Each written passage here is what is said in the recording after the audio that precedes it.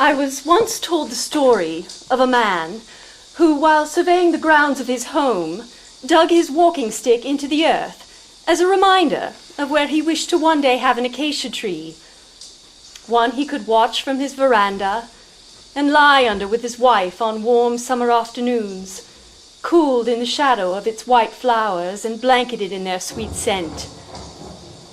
But when planting season came round and he returned with a spade and an acacia sapling, the man was vexed. The stick he had left had taken root and begun to grow. It was nearly as tall as himself now, in fact, with young, awkward branches and small clusters of frail new leaves. This on the very spot that was to be his acacia. Well, the man buried his spade into ground to unearth the strange thing, but stopped. For among the leaves, underneath, he spied a small blossom. It was acacia. Enchantment, some would say, or providence, perhaps. I suppose the only real certainty is that the fellow had lost a perfectly good walking stick, if that's the part you choose to see. The rest is open to opinion. Were it only that some enchantment would step in for us all, to change what we have into what we wish for, to bridge the awkward gap between all of our many befores and afters, because for every after found, a before must be lost, and loss is by nature an unbalancing thing. More unbalancing, however, is to discover your before gone without an after having taken its place, leaving you merely to wait and to wonder if there is to be an after at all, or if perhaps waiting and wondering are your after in themselves. I wasn't expecting my after to begin that day at my ladies' club. I wasn't waiting for enchantment to show itself, or providence. I had merely been gazing out of the window, wondering if the rain was ever going to stop, and what my husband might like for dinner that night, and about the fact that the day before I had wondered those same things, and surely would the following day, and the day after that, and the day after, when I came upon the advertisement. To those who appreciate wisteria and sunshine. A small advert placed discreetly in the agony column of the Times. Small castle on the Mediterranean, northern Italy. Heaven! To be let for the month of April. Cook Gardens Ocean View. Reply box 11. The words washed over me, filling me suddenly with warmth and peacefulness, as if the advertisement were there especially for me, and was pleased I'd found it. To those who appreciate wisteria and sunshine, that's me. But who am I to be reading about Italian castles and Aprils on the Mediterranean? Who am I? But then why would I bother to read the newspaper at my ladies' club when I surely would read my husband's copy tomorrow morning after housekeeping? And why would I bother to come to my ladies' club at all on a Tuesday when my regular city day is Wednesday? And surely, why would I notice the lady, that particular lady I see so often at church and was thinking of only moments ago? Providence? Enchantment? Are you reading about the castle and the wisteria? I beg your pardon? The advertisement about the castle. It sounds so wonderful, doesn't it? Can you just imagine? Italy and sunshine and wisteria. And well, when I saw you of all people, well, I couldn't help but... Well, I mean, all of this rain and... Oh, the Mediterranean, imagine. Well, this is not even my regular city day. Well, Oh, I am sorry. Here, we've only just met, and I must apologize already. My husband says that my mind is like a hummingbird. One seldom sees it land. I feel that I know you, and We've never actually met. My husband and I see you in church in Hampstead. I see. You are our disappointed Madonna. Well, we see you each Sunday, marshalling in the school children from Sunday school, always so right on time, and with the school children so very well behaved. And I once commented to my husband that you looked to me somewhat like a disappointed Madonna. My husband had been speaking to me about finding satisfaction through doing one's job well, saying something about that if one does one's job well, then one will not be depressed, but will instead be automatically bright and brisk with satisfaction. Well, and seeing you, I just felt that, that certainly there is also the chance for a certain disappointment. Perhaps it would be best if we begin at the beginning. I'm Mrs. Arnott, Rose. Oh, thank you. I am Lotty, Charlotte, Mrs. Wilton. Right then. I don't expect that conveys much to you, Wilton. Sometimes it doesn't seem to convey anything to me either. Such a small, sad name. I don't like names. Do you need some kind of advice, Mrs. Wilton? Oh, no. It was just the advertisement. It sounded so wonderful, that's all. I'm sure it's only this gloomy weather that makes it seem so. You were reading it then? I was. I knew it! I saw it! Saw it? The two of us at the castle. Yourself and your husband. Oh, no, me and you. Mrs. Wilton. Do you ever see things in a kind of a flash before they happen? Never. Really? Well, when I saw you, I suddenly saw us both, you and me, on the shores of the Mediterranean, surrounded by beauty and blissful peace. Really, Mrs. Wilton, and our husbands? I didn't see them. I've never seen Mr. Arnott. He is with us then? Oh, yes, quite. Oh, one never knows these days. There's so many war widows. Sad times. Well, perhaps that's why we need something beautiful now, to remind us of the possibility. I did see us, Rose. Well, that is really quite extraordinary. Isn't it, though? Isn't it wonderful enough just to think about?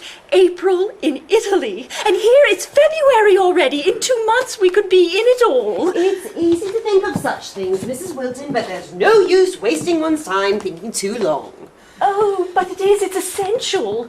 And I really do believe if one considers hard enough, things can happen. I'm not sure I believe that. Oh, but you must. Even if it isn't true. I've been saving a nest egg out of my dress allowance. It isn't much, but my husband himself encouraged me to save it for a rainy day. My husband speaks often of rainy days. My husband speaks often of many things, and I could never have imagined spending it on a holiday, but, if this isn't that rainy day, money, I fear, Rose, close your eyes. And think, with all of your heart, of getting away from Hampstead, from husbands, from this relentless rain, from everything, to heaven. You shouldn't say things like that, Mrs. Wilton. Oh, but it would be heavenly. Heaven isn't somewhere else. It is here and now, within us. We are told that on the very highest authority. The kindred points of heaven and home. Heaven is in our home. But it isn't. But it is. It is there, if we choose, if we make it. I do choose, and I do make it, and it isn't. I've done nothing but what was expected of me all of my life, and I thought that was goodness. I thought I would be, rewarded in some way, I suppose. I know that's selfish, but it's what I was told. One prepares, one is good, and one is rewarded. I didn't know how quickly things could change. That one must keep an eye on what one is preparing for in case it no longer even exists. Someone forgot to tell me that. Where everyone is racing to, I don't know. I only know that I've been left behind. No, now I am convinced that there are blind sorts of goodness and there are enlightened sorts of goodness. Women such as ourselves have been living the blind sort, preparing for nothing but oblivion. Mrs. Wilton, I assure you that I am a most happy individual. Yes, of course. Will you believe that I have never in my life spoken like this to anyone? It's the weather, I'm sure. Yes. And the advertisement. Yes. And both of us being so miserable. Something has been lost, Rose. Something has shifted. I don't recognize anything anymore. We must all deal with loss, Mrs. Wilton, each in his way. Yes, that's true. But don't you ever wish you could go back to hold on tighter? But we can't, can we? We can only go forward. But how? This I haven't seen. Do you see things often, Mrs. Wilton? Lotty, yes, I do. But seeing and doing are two different things, aren't they? To those who appreciate wisteria and sunshine. That's you and me, Rose. That much I do see.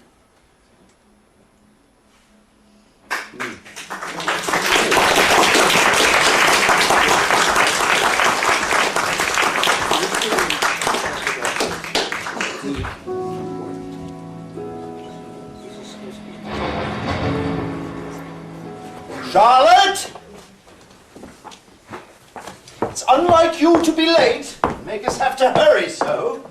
A wife's impunctuality always reflects poorly on the husband, I believe. If not in one way, then in another. I am sorry, Mellersh. At the least, it conveys a lack of concern on her part, and at the most, a lack of control on his.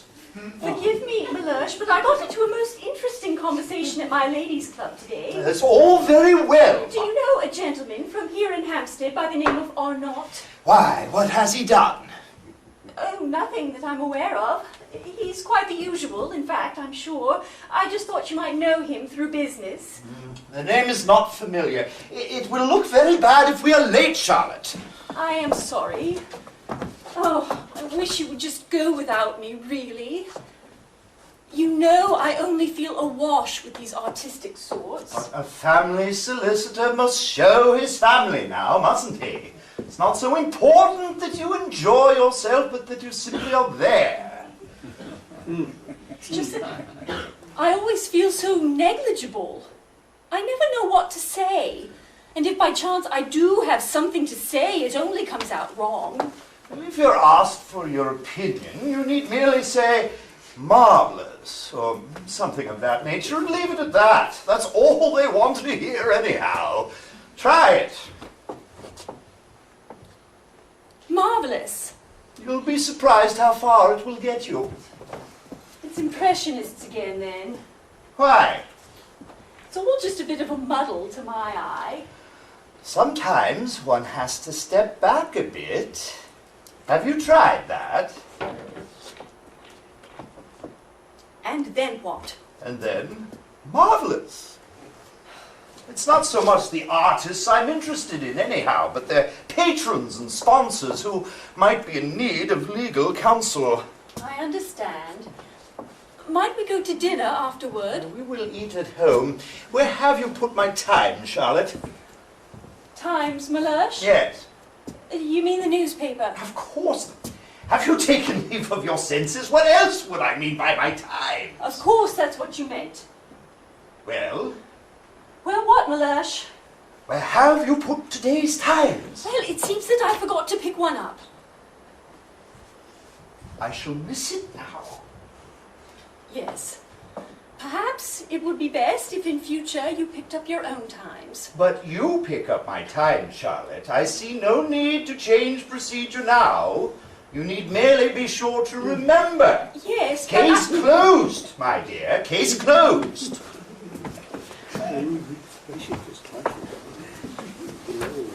Mellersh, Yes? do you know what the weather is like in April in Italy? Quite lovely, I imagine. Why do you ask? No reason, really. We were just talking about it today. About holidays. And what were you discussing about holidays? Nothing, really. Just that they must be nice, that's all. Certain they are. Although I have heard some shocking stories to the contrary. There is an inherent element of risk in holidays that tends to colour quite nicely the sureties of home. The piano needs tuning. What made you think of that? I don't know, it doesn't matter. Unless, of course, you think I should tune it myself. Charlotte! Well, I'm ready, Mellersh. Right then. Do I look all right, Mellersh? Fine, fine. You do manage quite well with your dress allowance, my dear. Your ability with thrift is highly admirable. The sureties of home. Much appreciated for it. Well, we're off then. Charlotte? Yes, Mellersh. Oh, how silly of me. Do you think this Arnott is someone I should look up? Oh, no, I didn't mean that. I don't know a thing about him, really. I only met his wife today, that's all. That's very clever of you. You can make many connections for me at your ladies' club, I imagine. If you steer your conversation in a useful direction. Yes, Mellersh, I'm sure. I will miss my times, Charlotte. I am sorry, Mellersh. There shall be another tomorrow. There.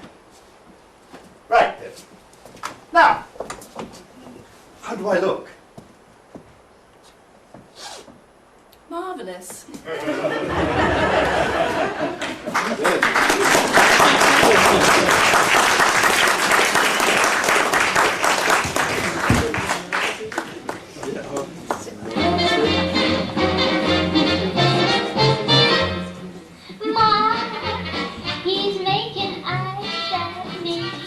Frederick, Rose, you're here. here I am.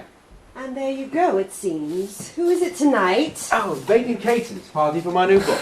That should be a posh set. Well, hurry and you can join me. Wouldn't that be comical? Madame Dubry has all the appearance of being my most successful book yet, even more so than Pompadour. Baking cases never invited me for Madame Pompadour.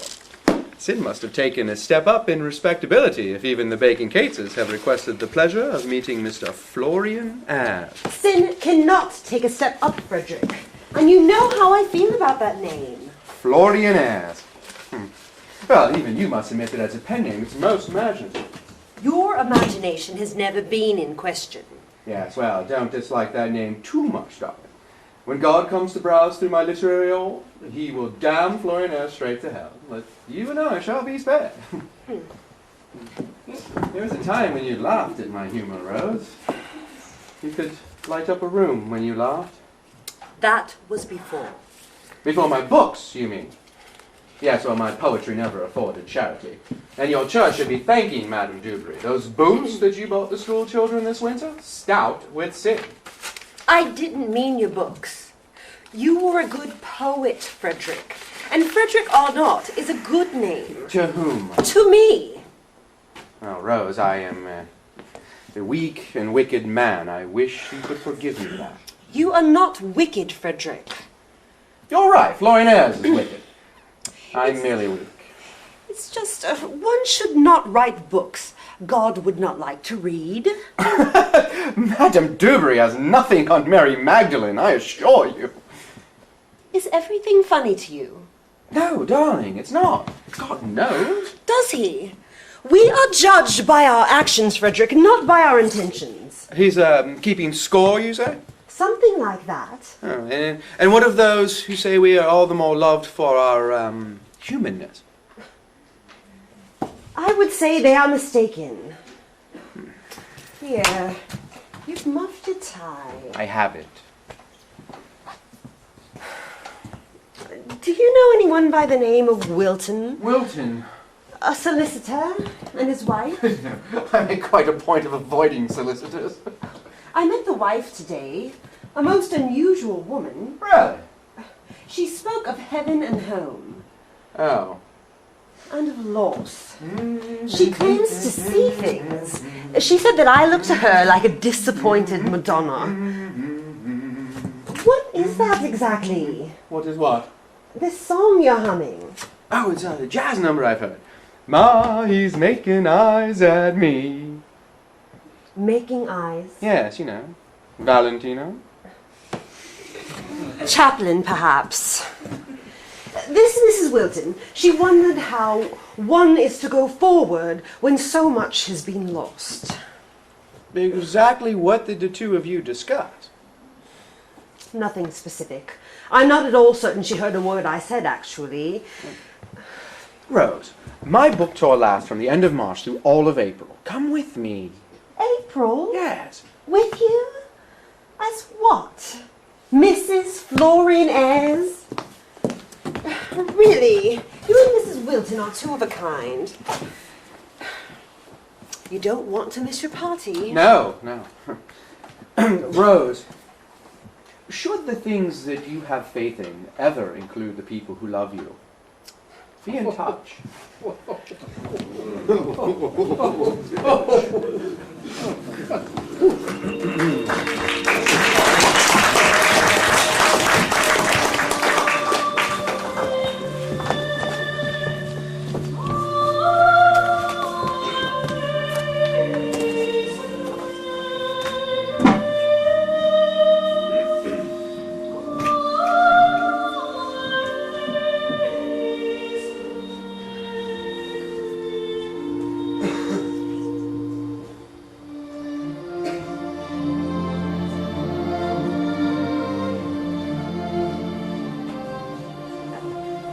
Mrs. Arnott!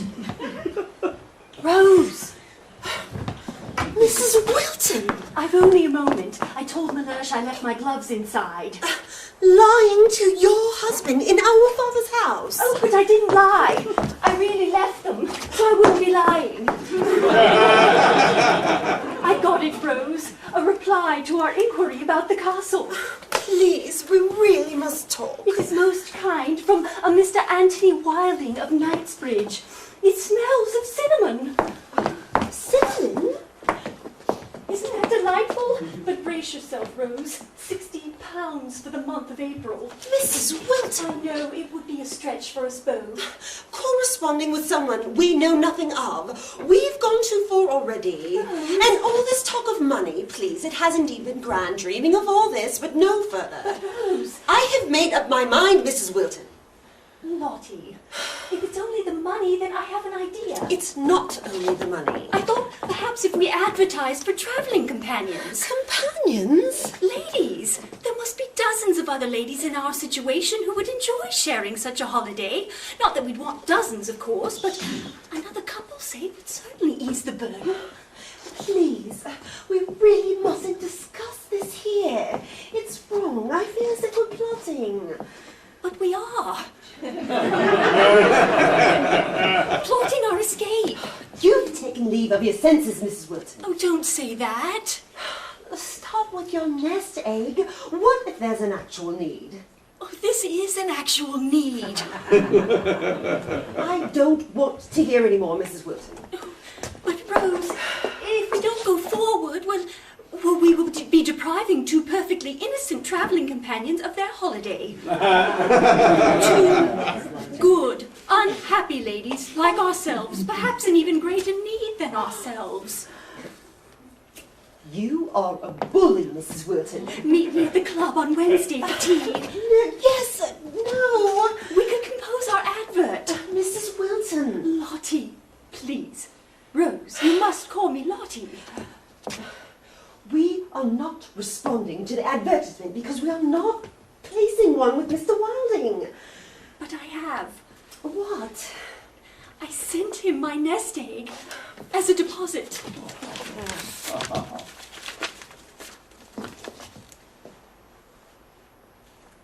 Lotty! It is done, Rose. The castle is ours. Have you told your husband yet? Of course not. We really should tell them. Even Moses asked permission. Don't talk about Moses. You're right. It's more like David and Goliath. Oh, Rose, all I'm asking for is your faith. Charlotte! Gad, it's Goliath. Wednesday. Husbands, Lottie. What? Husbands. Oh, yes, isn't it terrible? But who could resist an invitation to heaven?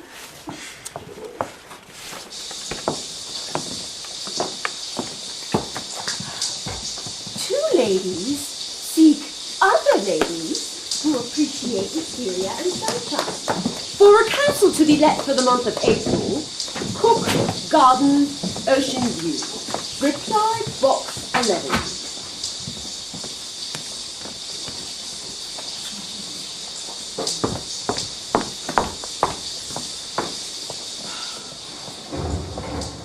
Two ladies seek other ladies who appreciate wisteria and sunshine?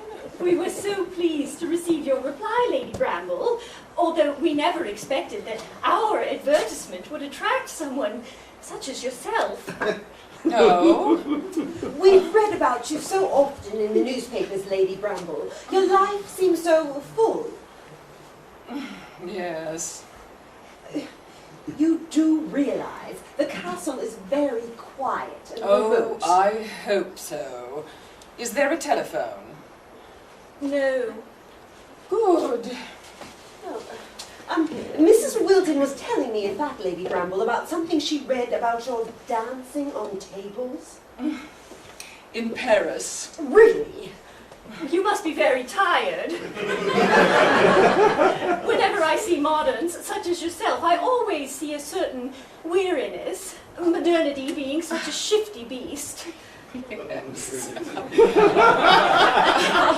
Have you received many replies to your advertisement? To our surprise, I'm afraid only two. The other is from a Mrs. Clayton Graves. Do you know her, Lady Bramble? I don't believe so. You know so many people. Oh, that's just it, I'm afraid. Mother insists on my knowing everyone, or at least on everyone she knows knowing me. Mm-hmm. She fancies herself a patroness of the arts, which for her simply means a chance to give parties. Oh, an opportunistic group, artists. They never miss a party. Always grabbing and making eyes. Right now she's collecting writers, the sorriest lot yet, trying to create what's lacking in their own lives. Do you know any writers? No. I'm in great need of an escape right now from all of it. Well, we are of like minds then, Lady Bramble. Mrs. Arnott and myself are escaping too. Lottie! Escaping? You aren't wanted women, are you? Oh, Lady Bramble, we're not wanted at all. We're just in need of a holiday just now, and I believe that the castle will be the perfect place. It seemed so to me as well. I had replied to the original advertisement, actually, but was answered that someone had already placed a deposit. Oh, I do hope we haven't spoiled your plans, Lady Bramble. No, I really didn't care. A month alone had seemed appealing. But strange surroundings and simple company may prove most acceptable. We may pale in comparison to your usual acquaintances, Lady Bramble, but I assure you that Mrs. Wilton and myself are by no means simple. I never meant that you were. What I meant was... No grabbing. Precisely! What I really meant, I suppose, is that you aren't men. Yes, That is true. With men, it would be impossible to be as unrestricted as I'd like. Unrestricted. Part of what intrigued me about your advertisement is that it would be quite a novelty, really, to be among lady friends. I haven't many. And why do you think that is, Lady Bramble? Perhaps at the end of April you could tell me, should I choose to join you. Isn't this rain a nuisance? Oh, yes. May I offer you a cognac? It is 11 in the morning, Lady Bramble. Yes. May I ask you something? Well, of course, Lady Bramble. Were your husbands lost Lost? in the war? Well, no, Lady Bramble. Our husbands have not been lost at all. Isn't that funny? You look like widows. Had I seen you on a street corner, I would have been inclined to give you a donation. I should like to join you in the castle then. Oh, grand. And should we find that things don't work out, well, I shall simply move on, and you may keep my payment in full. But that would be unfair to you, Lady Bramble. Oh, but things will work out, Lady Bramble. You'll see, I'm quite sure we're all going to be the very best of friends. Better than friends. Sisters. Yes. Alitalia. To Italy? Oh, Alitalia.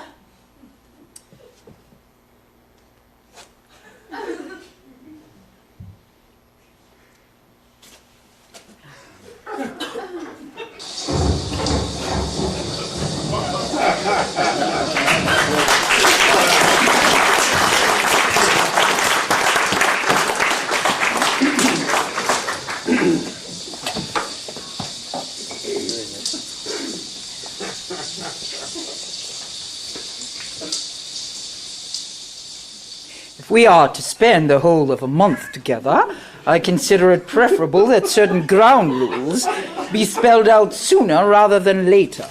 I do not approve of modern language, behavior, or thinking. I find informal idioms of speech unacceptable and will not tolerate them.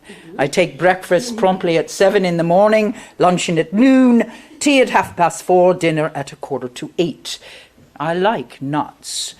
I am not at all interested in idle conversation. My only desire is to sit quietly and remember. Yes. Although I am very fond of the Italian seaside, I have no fondness whatsoever for those native customs so many find charming. I expect such behavior to remain outside of our retreat. Oh, well, yes, I'm sure. Now, to which of you does the castle belong? Oh, to none of us, Mrs. Graves. We haven't even seen it. It was advertised. Mrs. Arnott and I have rented it. Rented? How do you know it's not a dilapidation? Well, we've been in correspondence with the owner, Mr. Antony Wilding. It appears to be most agreeable. There's a private beach, and olive groves, and bushels of wisteria. I am fond of wisteria. The house at Box Hill was covered with it.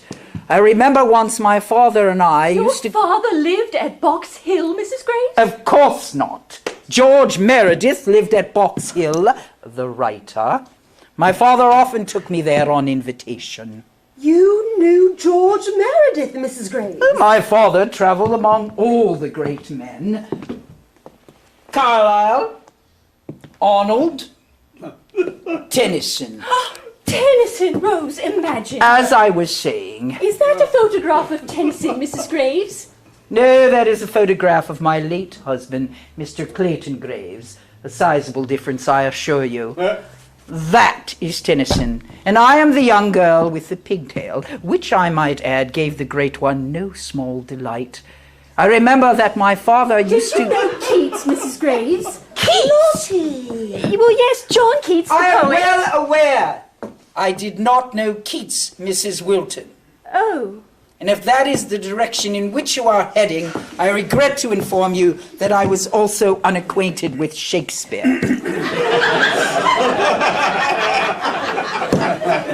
Of course. The immortals seem so alive, one forgets sometimes that they are dead. Many for quite some time. Well, it was just that I thought I saw Keats the other day. Saw Keats! Yes, crossing the street in Hampstead in front of his house. Mrs. Graves. But then that was his ghost, naturally, I'm sure. Do you have references? Shouldn't we be the ones asking for references from you, Mrs. Graves? If you must, you may communicate with the President of the Royal Academy, the Archbishop of Canterbury, and the Governor of the Bank of England. I see. Is the large portrait of your father, Mrs. Graves? Yes, that is himself. However, we were speaking of references, And the Mrs. other Wilton. portrait is your mother? My mother? That, Mrs. Wilton, is the good Queen Victoria. Well, I don't think that references are nice things between decent English women. We needn't distrust each other. We're not Americans.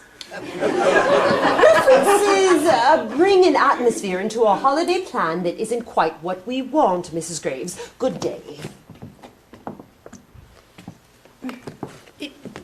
How are the expenses to be divided? £15 each for rent, plus food, a real bargain. I'm an old woman. I don't eat much. That would certainly be your choice to make, Mrs. Graves. Perhaps we could catch our own. How are you with a bow, Mrs. Graves? Your advertisement clearly stated that there would be a cook. My stick prohibits me from entering kitchens. There is a man by the name of Costanzo. Stop. £15, really? 10 seems most reasonable considering the circumstances. 15, Mrs. Graves. 15 is fair, Mrs. Graves. I shall waive references, but no wisteria, and I expect a deduction. Thank you, Mrs. Graves. You've been so... I can't seem to find the word I'm looking for. Is the fourth of your party a widow as well? A widow, Mrs. Graves? Well, no, All actually... in good time, all in good time. Old sisters of a day gone by, grey nurses loving nothing new. Why should they miss their yearly due before their time? They too must die. May I offer you a nut?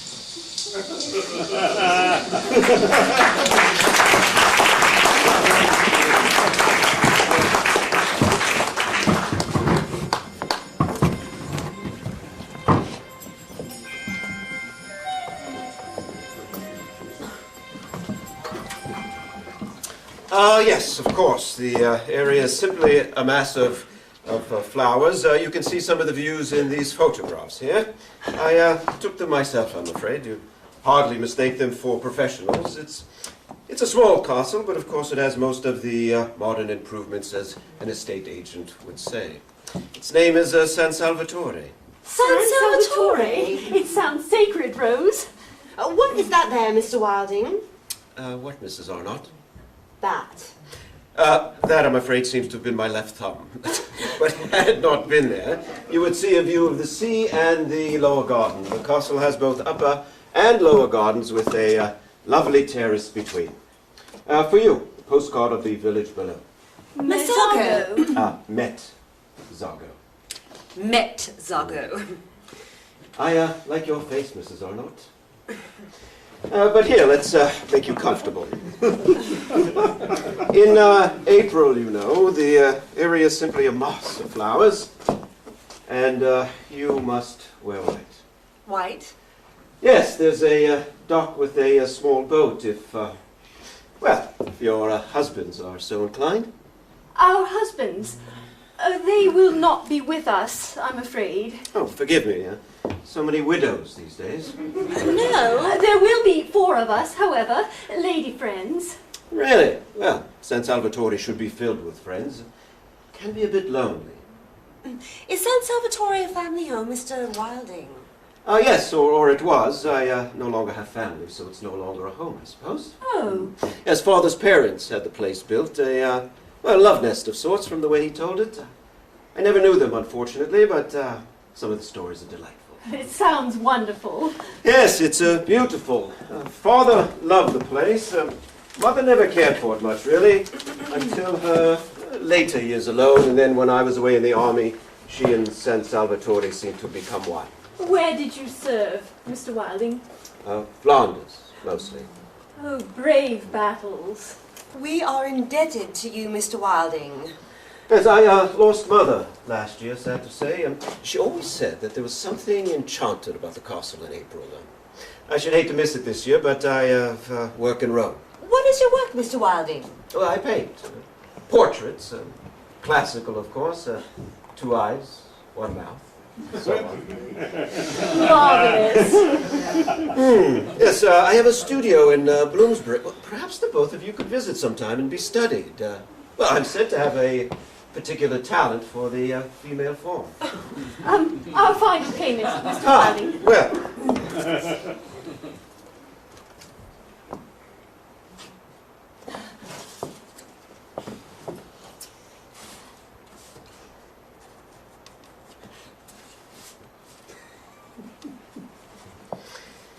Well, now I am richer and you are happier.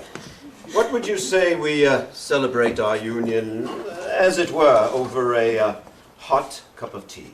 Oh, well, that would be lovely, Mr. Wilding. That's very kind, Mr. Wilding. Good. Now, I've got plain English black, and for the more daring, a Moroccan blend that I'm fond of with just a dash of cinnamon that goes by the rather audacious name of indiscreet. Oh, well, the indiscreet sounds most intriguing. Ah, wonderful. And for you, Mrs. Arnott? I shall have the black. Right. Now, you must tell me all about the friends you are taking.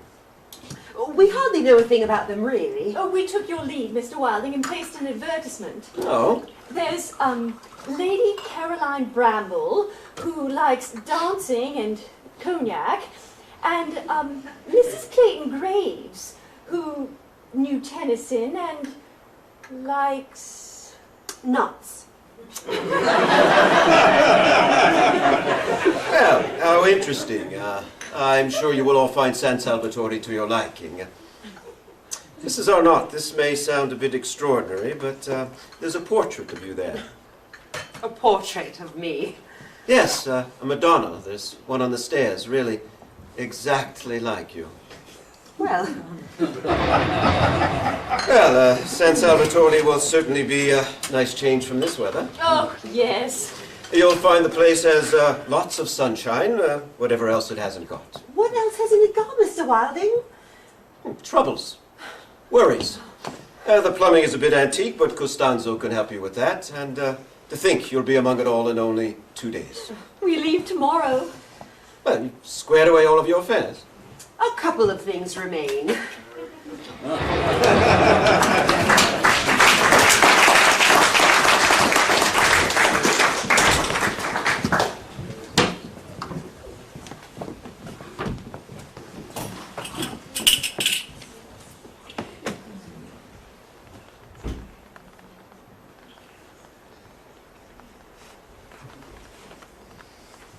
Well now, I am the fat cat tonight, aren't I? All my favourites for dinner. Was everything to your liking, Mellersh? Oh, quite delicious, my dear. One would think this was a special evening of some sort. And perhaps it is. Well, now, you're up late. Yes, Frederick, there's something I need to speak to you about. May I speak to you about something, Mellersh? It so happens I have something to speak to you about as well. You tell me yours, and then I'll tell you mine. Oh, could it wait until morning? Once again, Mr. Ayres was a success, and once again, Mr. Arnott is exhausted. No, you first, Mellersh. Very well. Sometimes I think a little less attention would still do the trick, really. And perhaps a little less champagne. No, that helps. Do you remember, last month you're asking me about holidays? Well, yes, Mellersh, it's funny you should mention that. I wonder if I might have some money. I believe it will please you to know that I am taking you. So that's it. Extra money, I mean. Taking me, Mellersh? To Italy. What is it this time, boots or Bibles? I'm going away, Frederick. Did you hear me? I said I am taking you on holiday. Well, that really is the most extraordinary coincidence. You're going away? Coincidence? For a rest. Yes, really, most extraordinary, because I was just about to tell you that I am going Someplace by the sea. Going where? to Italy. Oh, come with me on my boat tour. Have you taken leave of your senses, Charlotte? That is impossible, Frederick. How could you be going to Italy? Ridiculous! It's not impossible. It is not ridiculous. Listen to me, Rose. Listen to me, Mellersh. I've been invited. I've listened enough. A friend has invited me with a home bear, I've waited enough. and I'm going. So have I. You have no friends with homes in Italy. So we agree then. I have, Mellersh. I've mentioned her to you. Who? Rose. Rose. Rose? We can't go back, Frederick. Rose who? We can only go forward. You've kept secrets, Charlotte. Not alone. Secrets are like rust. It's been 2 years, Rose. And now I am to believe you are actually asking me. I'm not asking you anything, Mellersh. I'm telling you. I am alone, Frederick. As am I. This is ridiculous. Take your money then, Mrs. Arnott. This time tomorrow, I shall be on a train I shall write up my itinerary, Tomorrow? to Italy. should you wish to be in contact. Damn this rain! Rain? But just know, you were the one that closed the door, Rose. If you think you're taking one step out of that door, Mrs. Wilton, I'm sorry, Frederick. I'm sorry, Mellersh.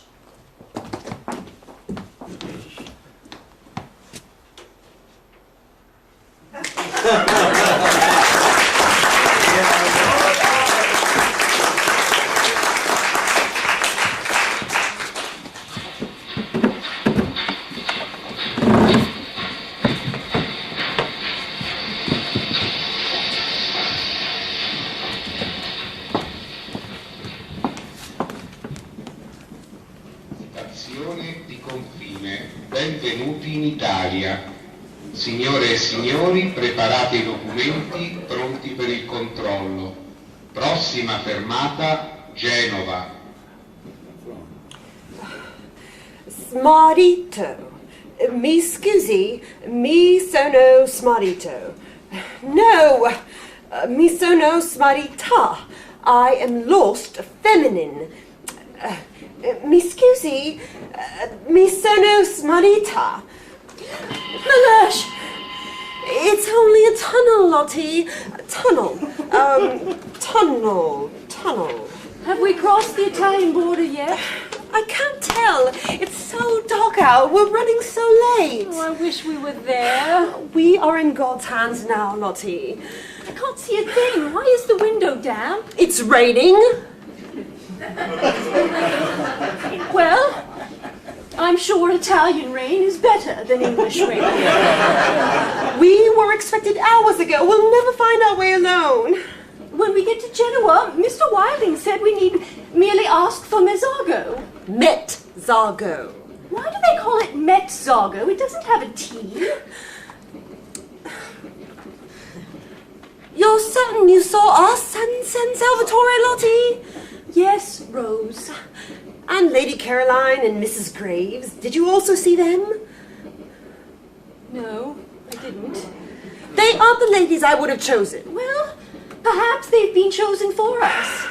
When we get to San Salvatore, let's prepare things for them, shall we? We can make everything perfect for their arrival. That would be proper. Well, we could choose the rooms that would please them and fill them with flowers. If there are flowers. There will be. There must be. What is the Italian for help? Oh, Rose. Please, Lottie, look it up. How do we stop the train? We can't stop the train, Rose. I'm sure if we simply explain that there's been a dreadful mistake. This is not a mistake, Rose. I told you that I was a happy individual, and I was. I am happy. But you spoke of cinnamon and sisters and peace, and you got my head quite turned around. You are not a hummingbird at all, Lottie Wilton. You are a hawk, clear-eyed and...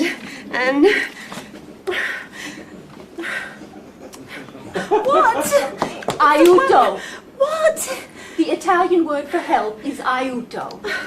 Aiuto. It isn't fair, Rose. To think we ought to be so happy now, and we're not. Husbands. Husbands. Oh, aiuto. Oh. Mi sono smarrita. It's going to be lovely, Rose. Oh, mi scusi. It's going to be heaven. Perdonami. Sunshine. Aiuto. Wisteria. Aiuto! Aiuto. What have we done, Lottie? What have we done? I don't know, Rose. But whatever it is, we've done it.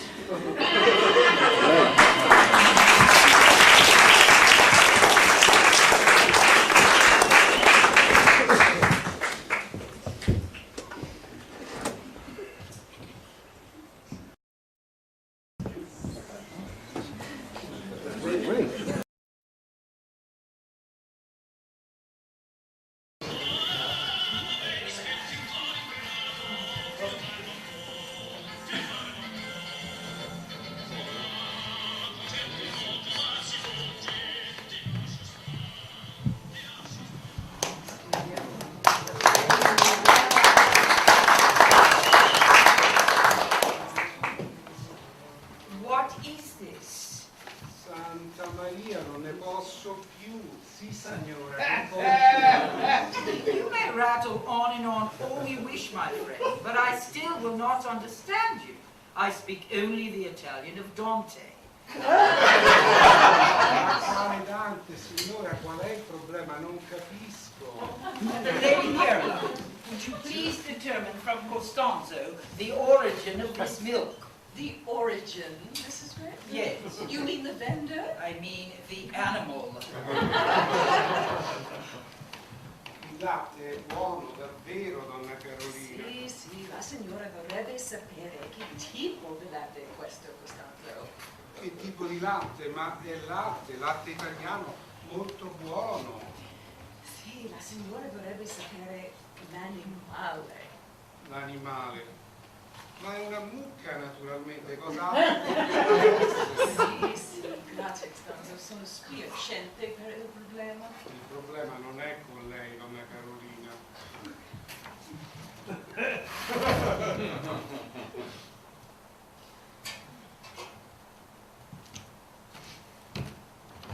L'animale. What was he saying? Oh, nothing of concern. Cow. What? It seems Italian milk also comes from cows. You look as if you had nothing on underneath. Oh, I haven't. How very imprudent and how highly improper. But there are no men here to speak of, so how can it be improper? Have you noticed how difficult it is to be improper without men? God is man, Lady Caroline.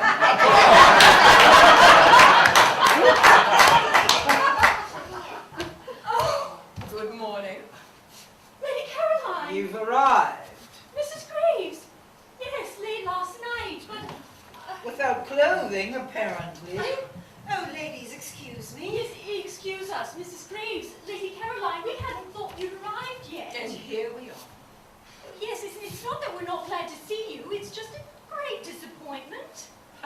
What Lottie means is that we planned to give you such a welcome. And we're going to make them pretty for you with flowers. Costanzo has seen to everything in his way. Mrs. Graves and I arrived yesterday morning together.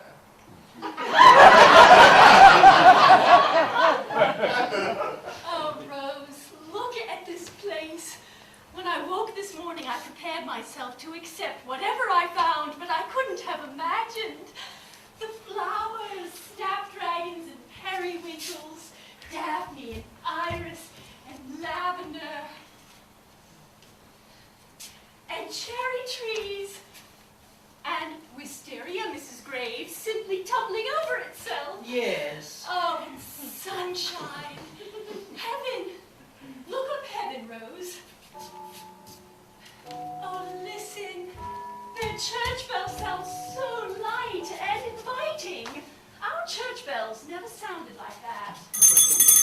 Costanzo!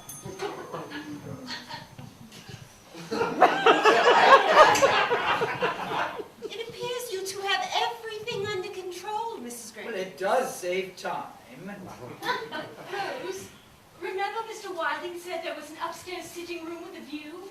Let's go first thing after breakfast. I suddenly want to write to everyone I know. That is my sitting room, Mrs. Wilton. Your sitting room? Well, I'm an old woman. I need a place to myself. But it is a sitting room, Mrs. Graves. Well, there is another room you and Mrs. Wilton can use downstairs at the back next to Costanzo's room. I need my quiet. Your bedrooms were acceptable. Oh, cozy. Well, I had 2 beds in my room, filling it up unnecessarily, so I had one removed. It has made it much more agreeable. That's why I have 2 beds in my room.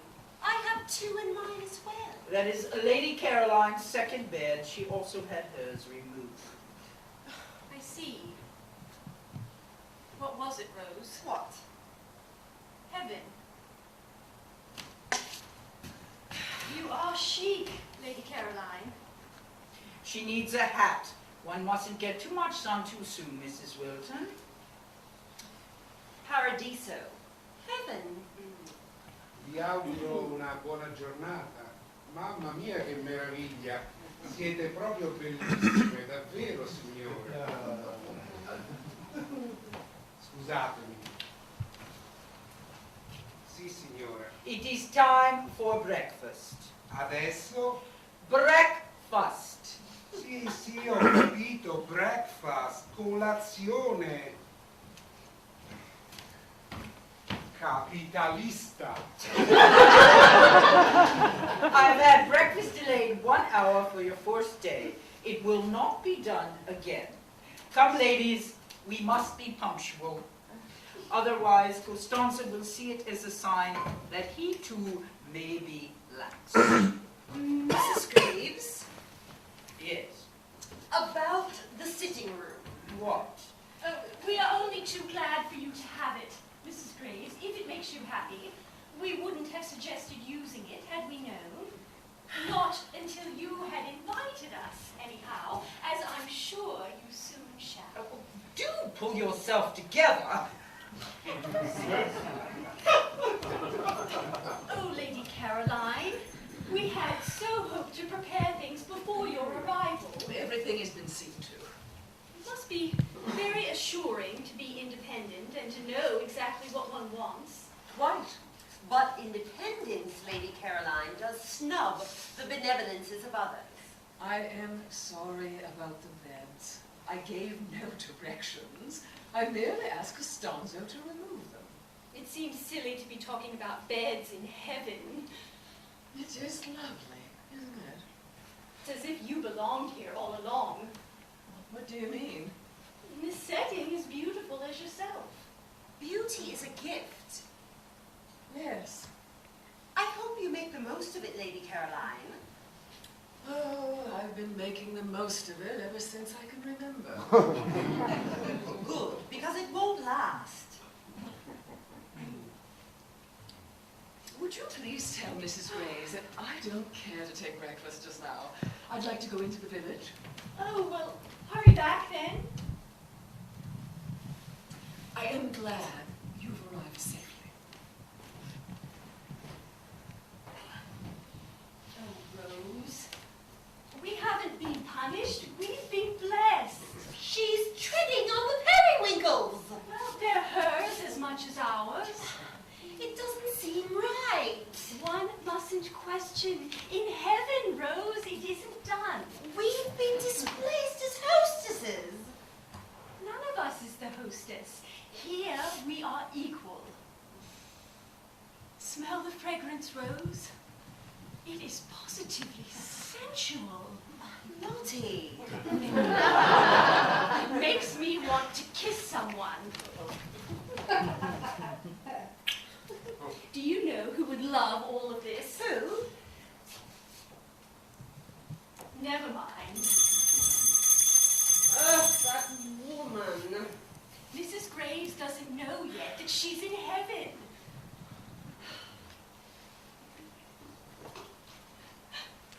Oh, take it all in, Rose. Paradiso, our first day in heaven. And Gabriel is here to greet us. Paradiso.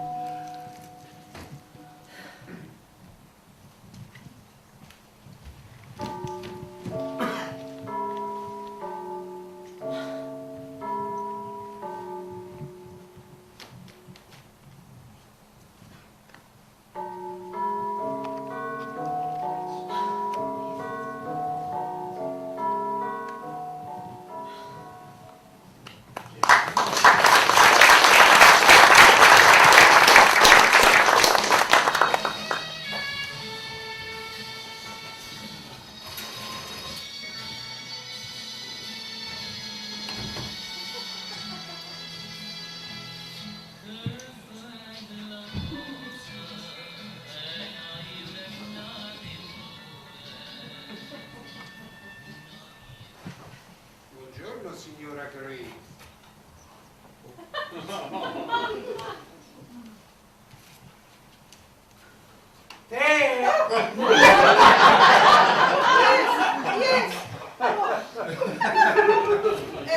Have you found the cracker yet? Signora? The nut cracker for the nuts. No, signora. Latte? Thank you.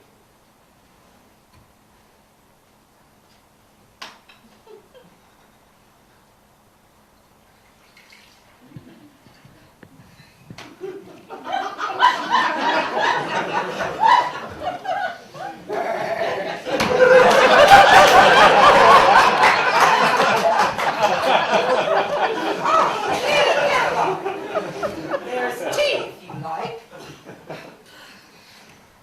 Hasn't been one meal served yet that hasn't presented some sort of primitive challenge, although I'm not at all certain why I bother. I'm the only one in this party who appears promptly for meals, or arrives at all for that matter. I spent breakfast quite alone. Well, that must have given you plenty of time to sit and remember. Remembrance and digestion must never be performed smoothly. Ladies. Hello? Oh, Mrs. Arnott, you neglected breakfast. Have you seen Mrs. Wilton, Lady Caroline? Yes, she took the boat out. Took the boat. The small rowing boat? She has quite a strong arm, our Lotty. I dare say. Are you all right? All of these flowers make my eyes water a little. That is a lovely frock you're wearing. Except for what, Mrs. Graves? Sorry? What? You've nothing more to add. No. Why? You've just complimented someone, Mrs. Graves. Good day, everyone. Hello, Lottie. Good Lord. Lottie, you are brilliant. I feel brilliant, Lady Caroline. This has been the most glorious morning. Doesn't it all just make you want to burst, Mrs. Graves? I have never had the desire to burst. I am famished. Is lunch nearly ready? I believe so. Oh, not macaroni again. Yes? From the land of Donatello. Will you be joining us for luncheon today, Lady Caroline? No, thank you. I have a headache. If you'll excuse me. What is the Italian for aspirin? The remedy for headache is castor oil. She doesn't have a headache. Carlyle suffered at one point terribly from headache. She doesn't have a headache. She only wants to be left alone. Another thing you've seen, Mrs. Wilton. Yes, when I looked at her just now, I saw inside of her. I think I may burst after all. Well, San Salvatore is working its charms on Lady Caroline. It's working its charms on all of us. Just at different rates. Oh, you must take the boat out, both of you. I have never been so calm or been able to think so clearly. I'm able to think quite clearly enough, thank you. And I've never wept so. A boat is a lovely place for weeping. I've castor oil in my room. Mrs. Wilton, if you are a lady of greater age, your behavior can be understood as dotage. Well, Mrs. Graves, if I did have a choice, I suppose I would prefer dotage to condescension. Cover your legs.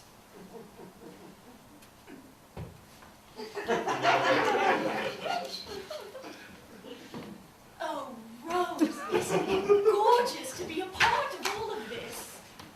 Me and Mrs. Graves, the dandelions and the lilies, all let in, all welcome. Honestly, Lottie, you'd make Pollyanna ill. But I can't help it, Rose. For the first time, I feel such a part of everything. And what about me? You must open yourself to it. You're angry. Yes, I am. Well, that's good. You're also independent. Well, perhaps you don't want to be independent. I do. 9 days without husbands. Perhaps that doesn't suit you, Rose. I have a confession to make myself. There hasn't been a single moment since we arrived here that I wasn't thinking of Mellersh. I dreamed of him last night. Mellersh?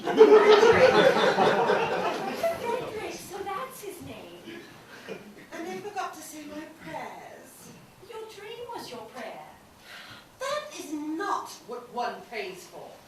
Physical love, you mean? Lottie, Mrs. Grace is right. Sometimes you are too much.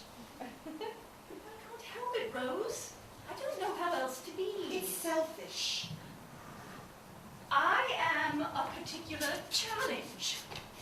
As much as Mrs. Graves, and as much as poor Mellersh. Poor Mellersh. Are you hearing yourself? Yes, I hear myself. Waking every morning to that empty bed staring at me. I've been a miser, Rose, rationing my love. What are you saying? We must forgive our husbands and ourselves and get on with things. Lottie. I've written to Mellersh and I've told him everything. What? Well, except about my nesting. Oh, but I wish he were here now so I as well. You don't mean that. I do, Rose. I've invited him. You can't be serious. Well, we said in London that there would be room for guests. We said in London that there would be an extra room. And there is. There's room for everyone. Even your Frederick. Frederick? Do you call him Freddie? I do not. The whole idea of our coming here was to get away. And we got away. And now after barely 1 week of it, you want to invite the very people. The very people we were trying to get away from. I know. It's idiotically illogical, but they must be here now. I've seen it. Stop this, Lottie. I'm warning you. You must write to your Frederick and invite him. Tell him everything. It's not that simple. Tell him about San Salvatore and the wisteria. Oh, you can't understand. And Mrs. Graves and Lady Stop Caroline. this. Listen to me. He wouldn't come.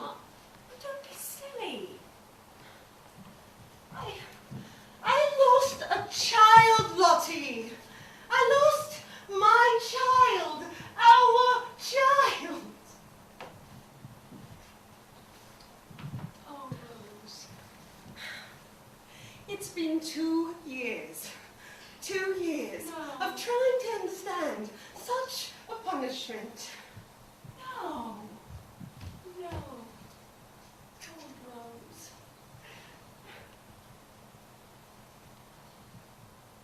Rose, I can't pretend to know what it is you're feeling.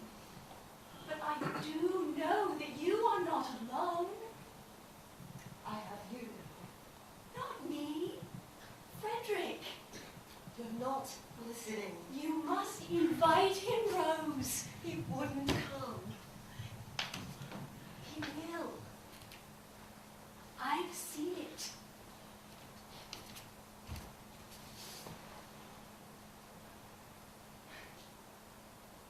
Frederick and Mellersh at San Salvatore. How can you see Frederick? You don't know a thing about it, really. You are such a damn logical woman, Mrs. Arnott. Let me take you boating. You can tell me everything. You said you were hungry. We'll pick berries. You're right, Rose. I haven't been listening. But we're sisters, remember? And I am listening now.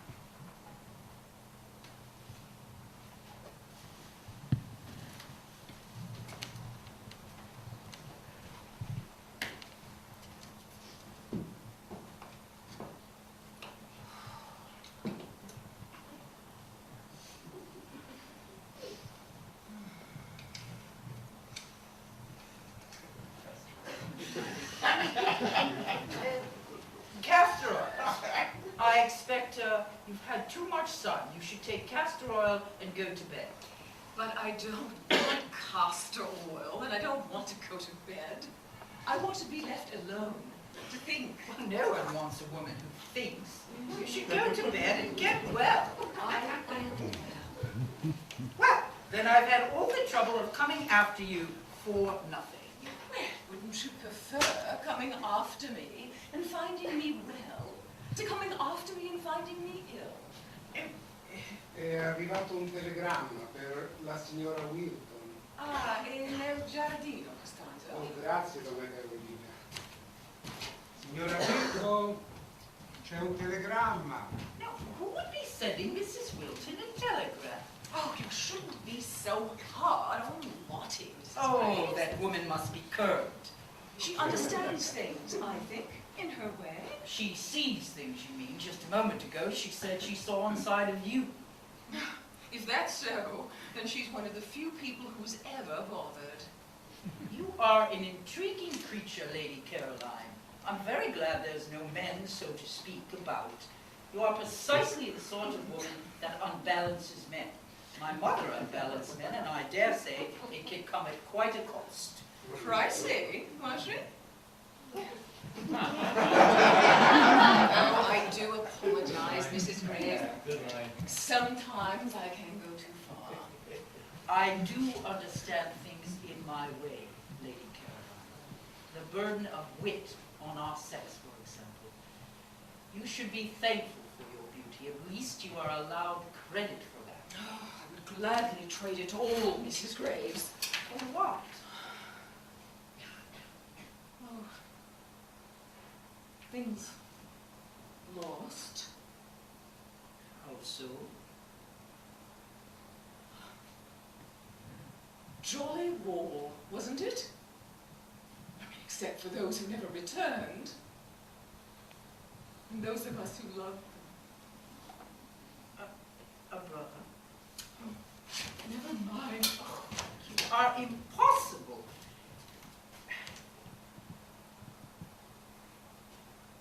a husband.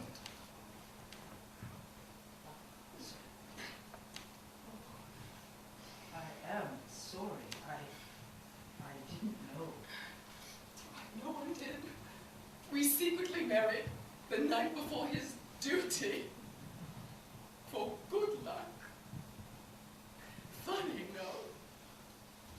I'm very surprised you told me this, Lady Caroline. And you have such a warm way of drawing people in. I grieve terribly for my claim. That came as quite a surprise, I must say. Not nearly as surprising as it would have been to him. And I had a reputation to uphold. And so I danced instead. You've not found another? Another?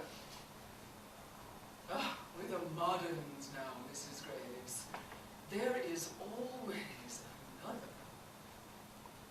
Artists who want to mold me, photographers who want to capture me, writers.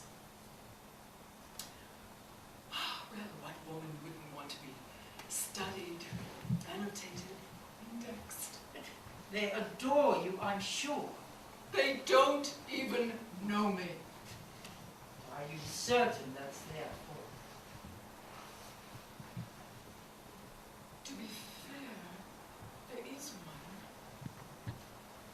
Are you familiar with Florian Ayres? Florian Ayres, the writer. Mother's latest social acquisition. Romantic biography. Oh, indeed. Salacious. Wildly successful. Oh, good God. I once had a dog that chased his own tail. People praised him, too.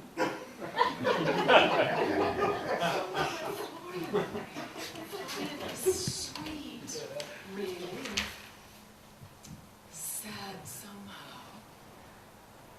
A lost soulmate, perhaps. Lost soulmate.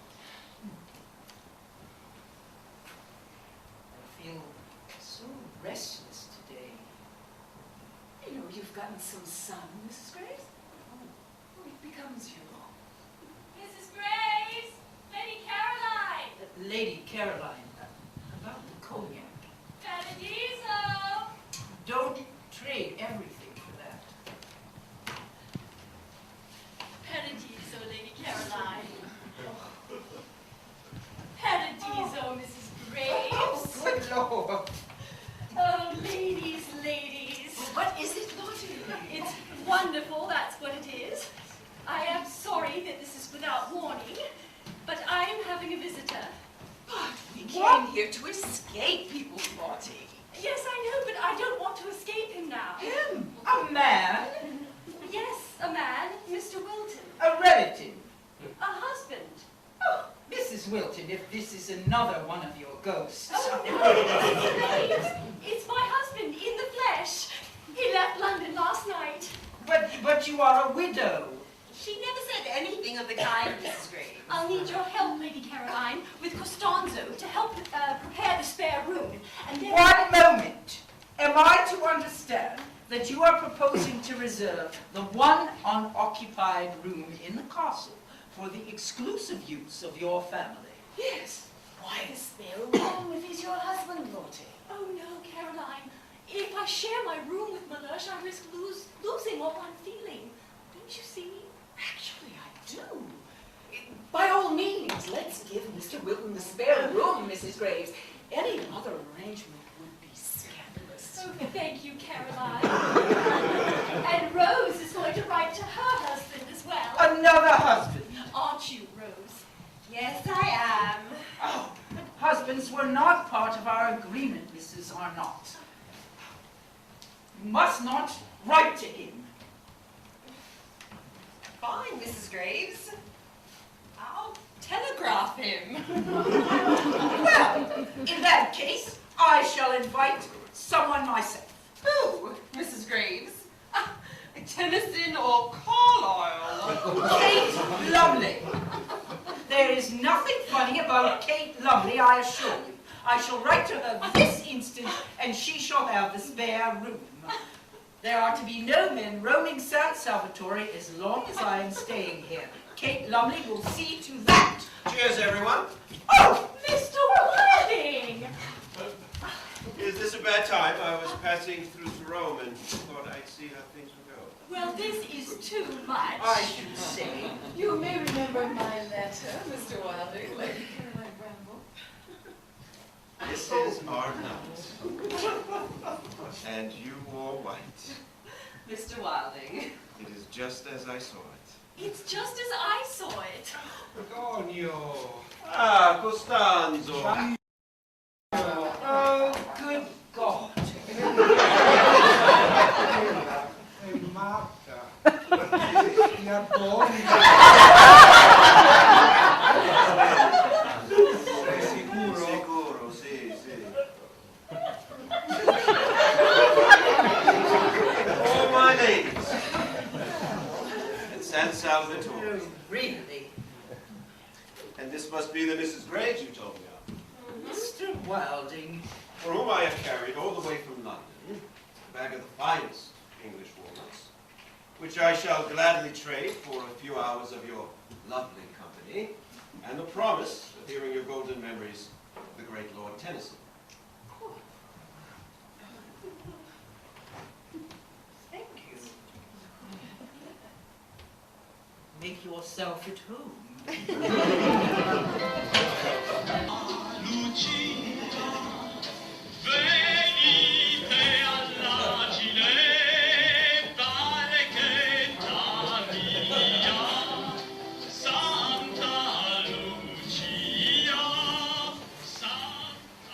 That's it.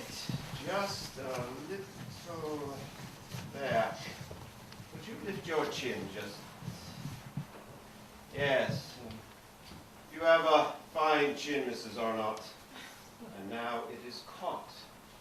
I must say you showed admirable patience. I hope that won't be the tone of the portrait, Mr. Wilding. No. I should hate to one day find myself used in textbooks as an illustration of admirable patience. Il tè è pronto. Grazie, Costanzo. Oh, è proprio bellissima. Mi ricordo qualcuno, Costanzo? Mi ricorda, ma quando dipingerai il ritratto di Santo Costanzo? L'ho già fatto. È un piccato, che non posso mostrarlo in pubblico. Ma tu mi stai prendendo in giro. Sei tutto tuo padre. Sei proprio il ritratto di tuo padre. Costanzo is very fond of you. Yes, one of the family, his family, that is. Costanzo is the father of 9. 9? 10 counting me now, I suppose. Speaking of admirable patience. Well, I owe Costanzo a great deal. He was wonderful with Mother. But here, you have worked enough. Let's have some tea.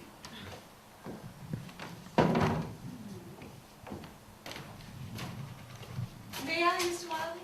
Of course, mind you, it's only a sketch. It's lovely. I shall finish it properly in Rome. Oh, Rome must be fascinating. Yes, very beautiful and very romantic. And one must have one's escape, mustn't one? Cinnamon. Cannella. Cannella. Sì. Biscotto. Grazie. Is Mrs. Wilton still out? Well, out again, that is. She and Mrs. Graves went to the village. To the village. Mrs. Graves. Does that surprise you? I suppose yesterday it would have, Mr. Wilding, but since you've arrived, we seem to have a somewhat altered Mrs. Graves. Really? I find it most delightful. You doted on her properly. You doted on us all. Well, sometimes all it takes is a bit of attention to do the trick. You must admit, Mrs. Arnott, that I was correct about something. What? That you were meant to be at San Salvatore. You and Costanzo just now. Yes?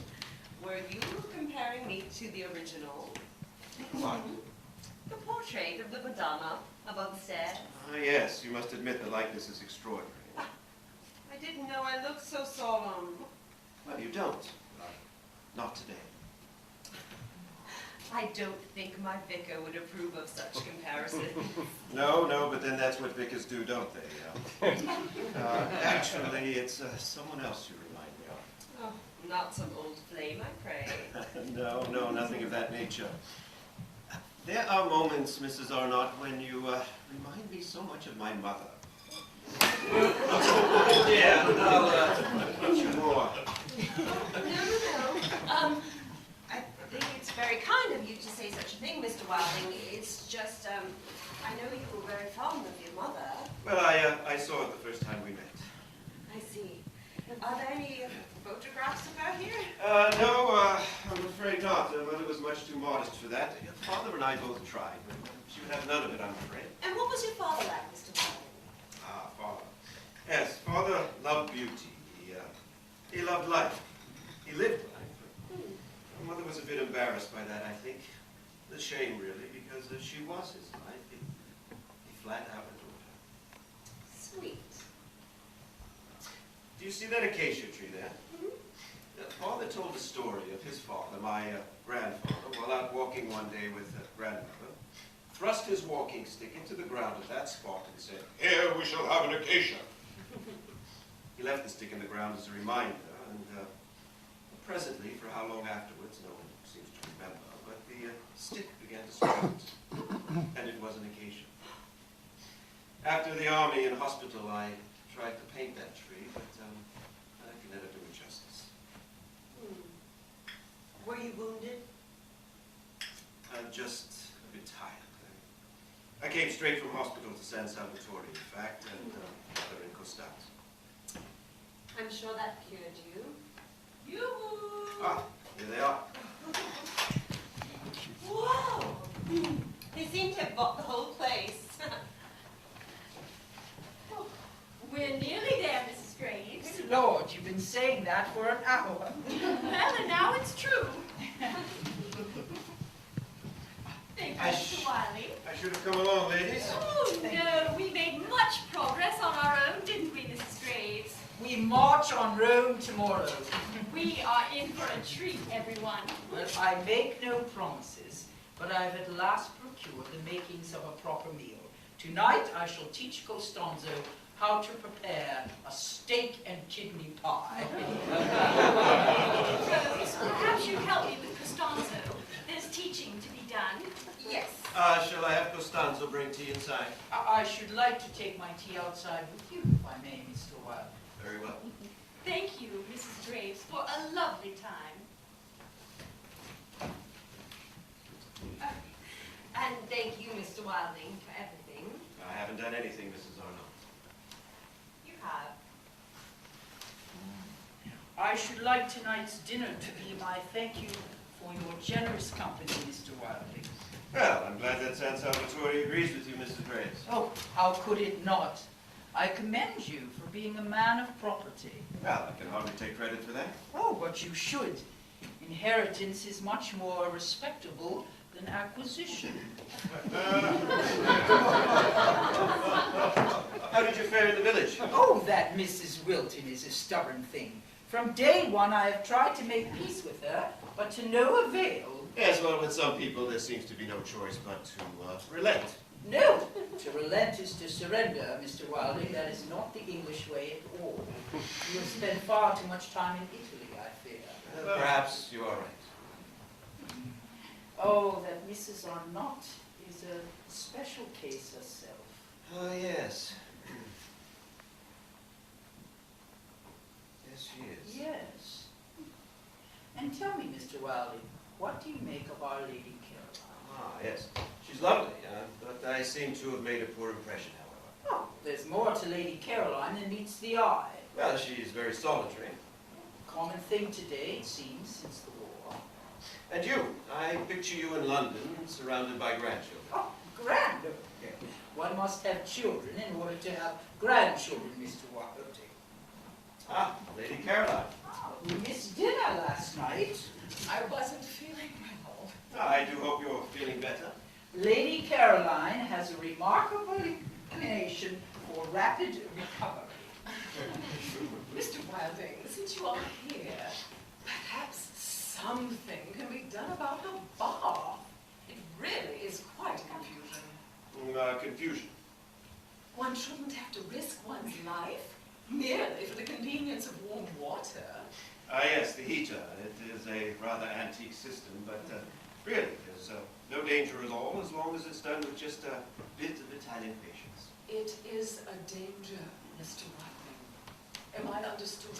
I shall look into the matter before departure. Si, Signora Graves. Ah! I am needed. Antonio.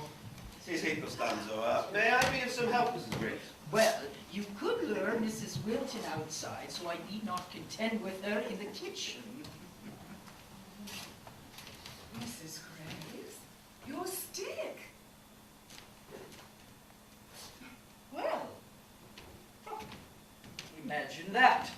Oh, thank you.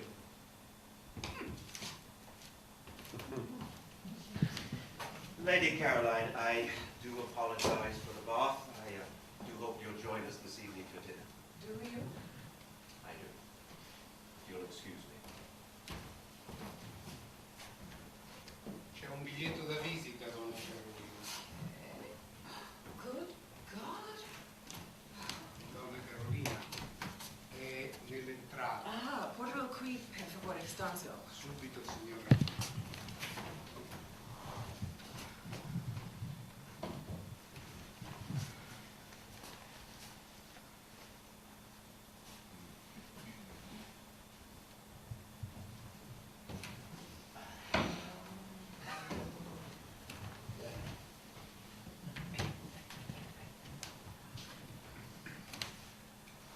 Well, now, Florian Ayres. Ah, Caroline, I had no idea if I was in the right place. You are a naughty boy. Well, your mother told me where you were. I was on my book tour anyhow. I thought I'd look in and see how you were I doing. don't recall your book tour extending to Italy. Yes, well, it doesn't actually, but I was already in Lisbon. Well, You are a wicked thing, Mr. Ayres. oh, no. Just weak, I'm told. Didn't Mother tell you I was doing a rest cure?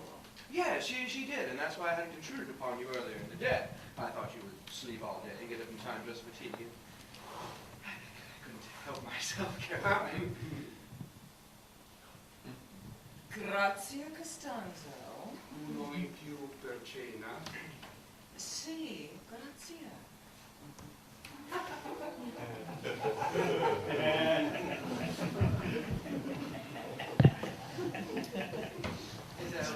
What did you say? I told him to add you to dinner. Mother didn't send you, did she, Florian? Oh, no, on my word, Caroline. I wanted a month that was perfectly blank. Oh, now I've interrupted. I feel all a jumble. Oh, well, perhaps it's good I came then. There's a jazz club in Genoa. I was given the name. There's something Eni, Alini, Chini. I hear it's quite the name. I'm so tired, Florian. You, Caroline? Have you taken up art now? I don't know what to do anymore.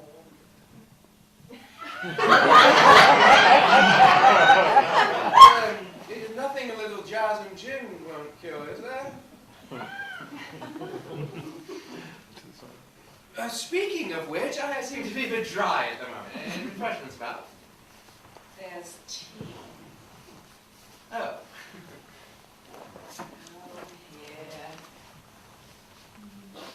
This will help. There's my girl.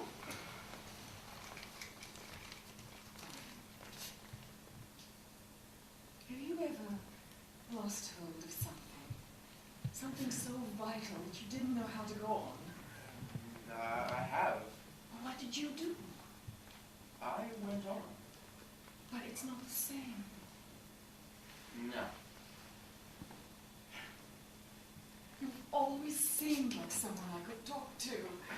There's something so disarmingly honest about you. We should talk, Caroline. Perhaps we can find a restaurant in the village. Yes. Oh, but there's to be a special dinner here tonight. Oh, we'll make a quick appearance and then go. Here. Why don't you sit down and rest a bit then? Let me go and change. Yes, I could do with a bit of a rest. It's really quite a hike up from the village. There was a motor car at the station, but the driver was too busy arguing with some other chap. There's so many English in Italy this time of year. Just rest. Then you can regale all of us at dinner with stories of your tour. All of it. I hope I'm not interrupting. Oh, no, ladies. Ah,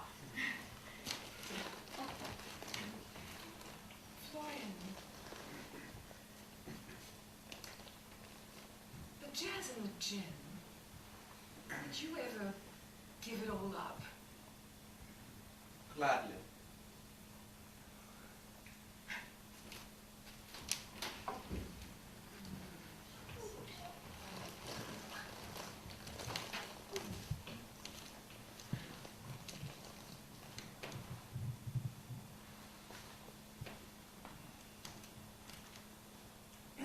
Frederick.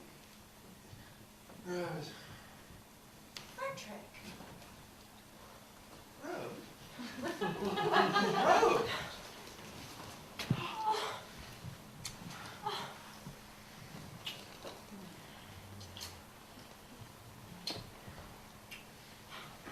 When did you start?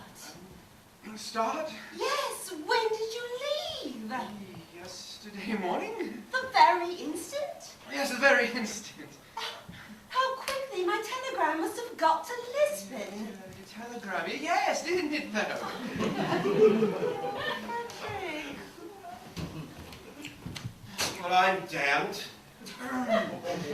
Mr. Wilding, forgive me. I'm so embarrassed. This is Mr. Arnott Wilding. I mean, this is Mr. Frederick. I mean, Mr. Wilding, this is my husband, Mr. Arnott. How do you do? Not quite sure, really. He owns a castle, Frederick. Ah, it is beautiful. Yes. Frederick, I didn't know whether to write or not, whether you wanted me to, but Lotty made me believe. Yes, well, Lotty, yes. Who's Lotty? Lotty, one of the other guests. She's from Hampstead as well. And there's Mrs. Graves. I'm not sure what she'll think of her. And Lady Caroline Bramble. Really? If you'll excuse me. Oh, no, Mr. Wilding. If you'd be so kind as to excuse us, I think it would be best if Mr. Arnott and myself retired presently to our rooms to prepare for dinner. Right then. Pleasure meeting you, Mr. Arnott. Likewise. Frederick, Lottie always said that we must believe that anything can happen. And it can. Yes, well, apparently it can.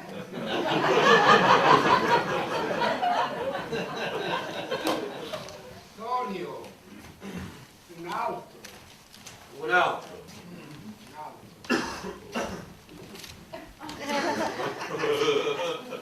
Buongiorno. Buongiorno.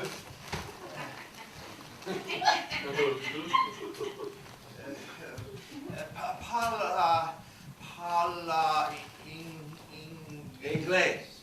Not only do I speak English, I am English. Oh, thank heavens! Mellersh, Wilton, family solicitor.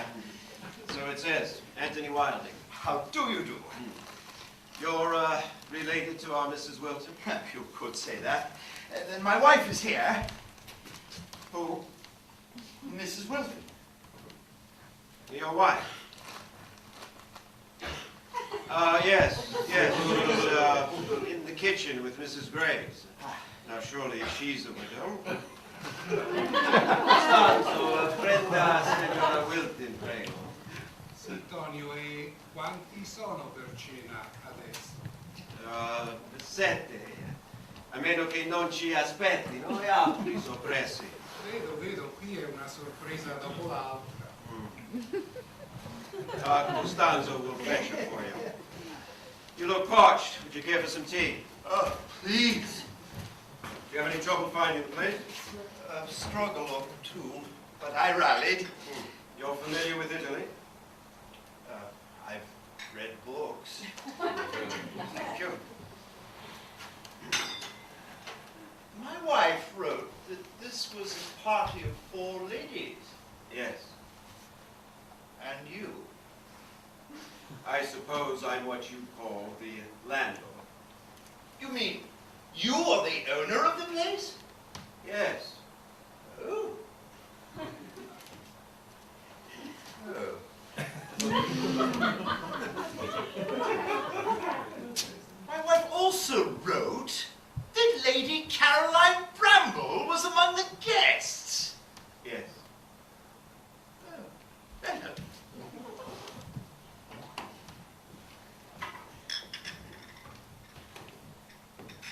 Hello, Mellersh. Mrs. Wilton? Mellersh. Good heavens, Charlotte! Oh, have you and Mr. Wilding introduced yourselves? Surely. Are you all right, Mr. Wilding? What? Oh, no. I mean, yes. Fine. I suppose I should go check on the steak and kidney pie. Windows. Oh, Mellersh, I am so glad to see you. Really? But you couldn't meet me at the station.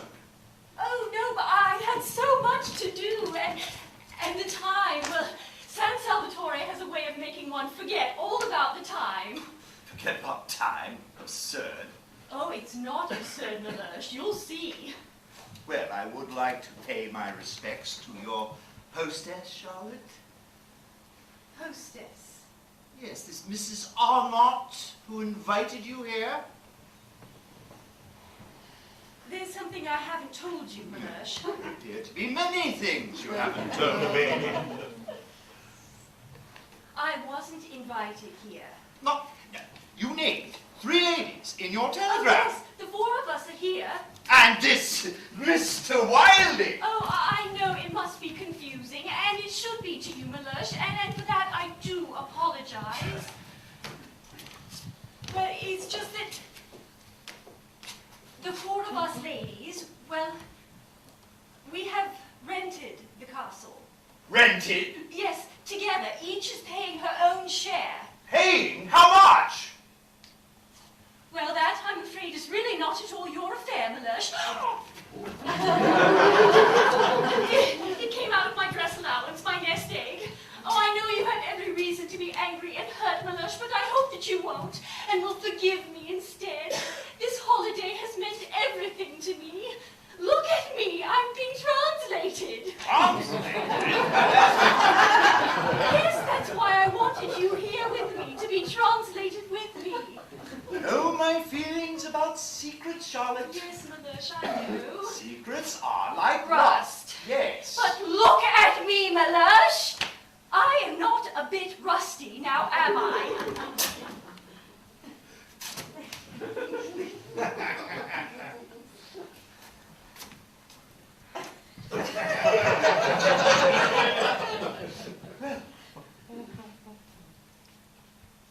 If I have made my point, then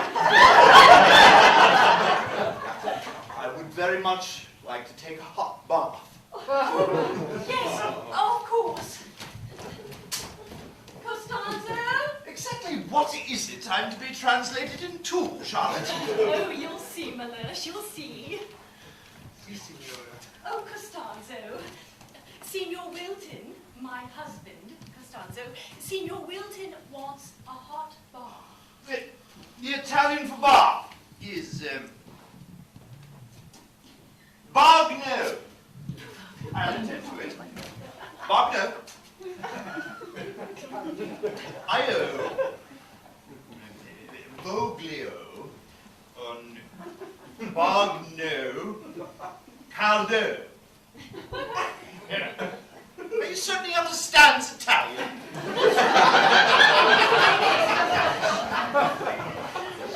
Io voglio on Bagno Caldo.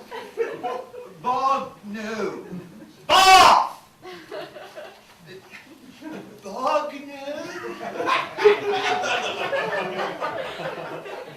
Il signore vorrebbe un bagno caldo. Precisely.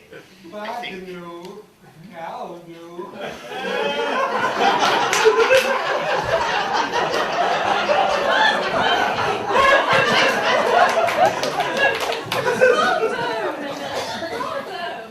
Grazie.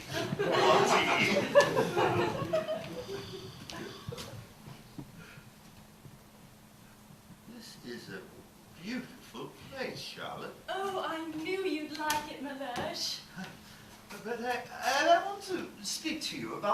company you're keeping. Well, I assure you, Mellersh. Lady Caroline Bramble. Really, Charlotte?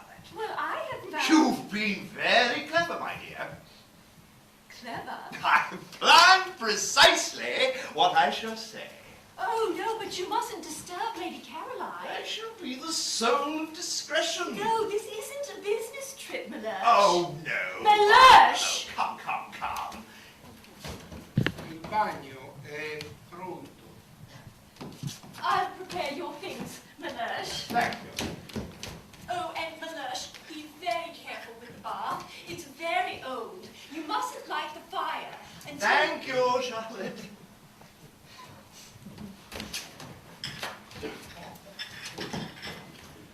Bagno pronto, you said? Sì, signore, il bagno è pronto. Very well.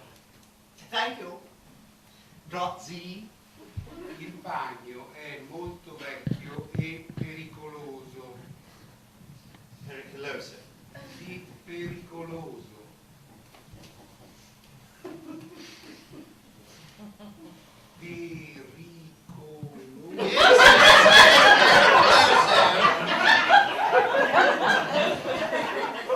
Dangerous? Dangerous? A bath? Signore, il bagno buma. Bagno boomer? Good heavens, I'm a big boy, thank you very much. I can surely take care of myself in a bath. Davvero, signore, bagno pericoloso, bagno buma, bagno buma. Oh, very well then. Bagno boomer. Bagno boomer. Now, Shue, go on. Grazie, signori. Oh, Costanzo. Paradiso, Costanzo. Paradiso. Paradiso, inferno.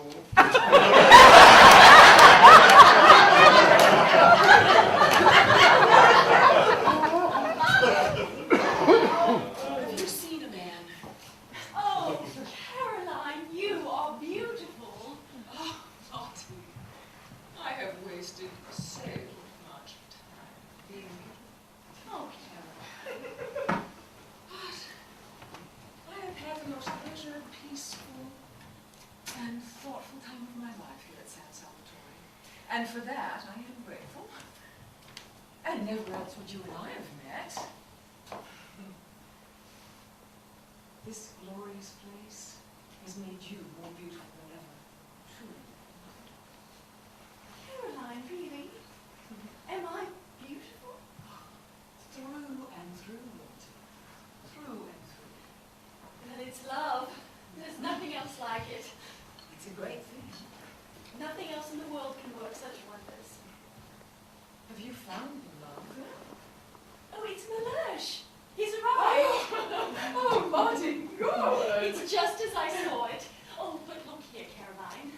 You mustn't pay Mellersh any mind if he asks you a lot of questions. Questions?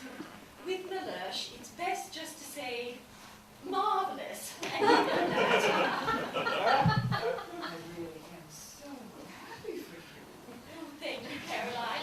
I can't wait for you to meet him. I'm about to burst.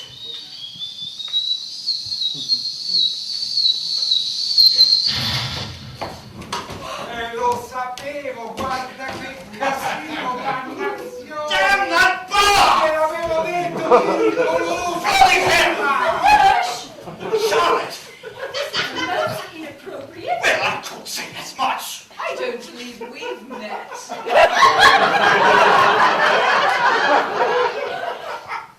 No, we haven't. I am afraid I used unpardonable language. Oh, I thought it most appropriate. Lady Caroline Bramble. Oh, how do you do? I have so been looking forward to meeting you. Mellersh, Wilton, the family solicitor.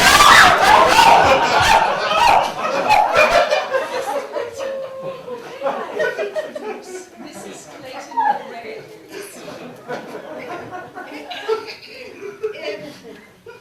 The pleasure so much. Now you've met nearly everyone, Mellersh. Fortunate. How do you do?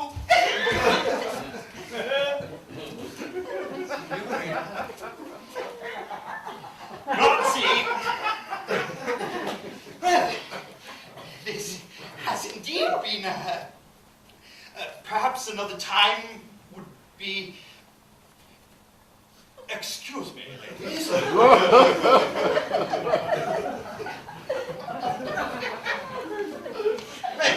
Ladies, I am sorry. I should have attended to that heater immediately. In the flesh, indeed, Mrs. Wilton. Lotty! What on earth? Oh, it's just Mellersh. There you are. He's arrived. Well, I suppose I should make some introductions. Mrs. Graves, Mrs. Wilton, Lady Caroline. Allow me to introduce Mrs. Arnott's... Mr. Arnott. Say hello, Frederick. Hello. You look flushed, my boy. One mustn't get too much sun too soon. Isn't that right, Lady Caroline? Yes, Mr. Arnott. We must find you a hat.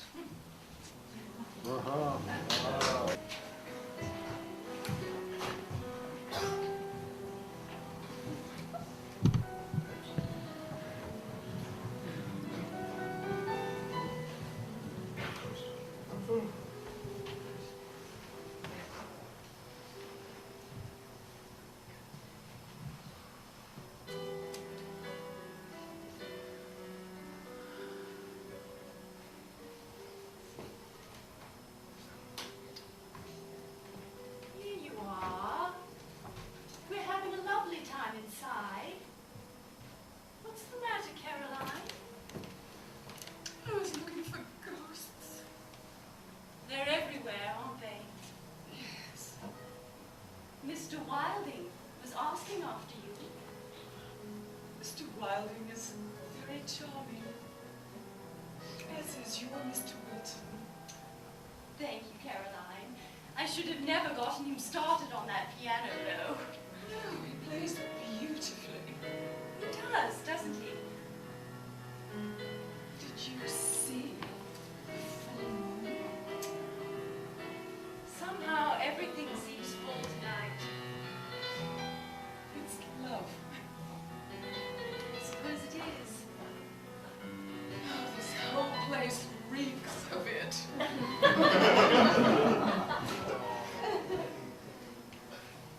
I'll be leaving tomorrow, Lotty. Caroline, no. Ladies, there's coffee if you'd like. Oh, a full moon. Beautiful. It must be great comfort to be so adored, Mrs. Arnott. Oh? When your husband, been making eyes all evening. We have, haven't we? It's been so long since Frederick has read his poetry. Oh, it's wonderful, Rose. Even Mrs. Graves thought so. I really am so happy for you, Rose. Caroline is lonely, Rose. Oh, Lottie. Well, I hadn't seen it before, but look. Oh. We've been sisters all along then, Caroline. How's the party moved out here now? Oh, yeah. No, we're just admiring the view, Mr. Arnott. Ah, I'm surprised Mrs. Graves let you away. Your poetry is lovely. really? Yes. Oh, no. Don't be modest, Frederick. It's wonderful to see you like this, Rose. You as well. You are a very lucky man, Mr. Arnott. Thank you, Lady Caroline. Rose, you should show your husband the lower garden. In this moonlight, it would be extraordinary. Yes. Would you like to, Frederick? Very much. Very well. Lottie, you must take Caroline boating. Well, of course, tomorrow.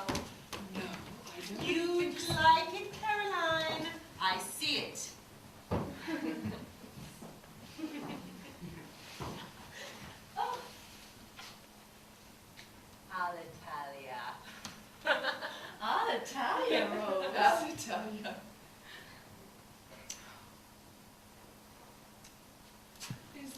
really an enchanted place, Lotty?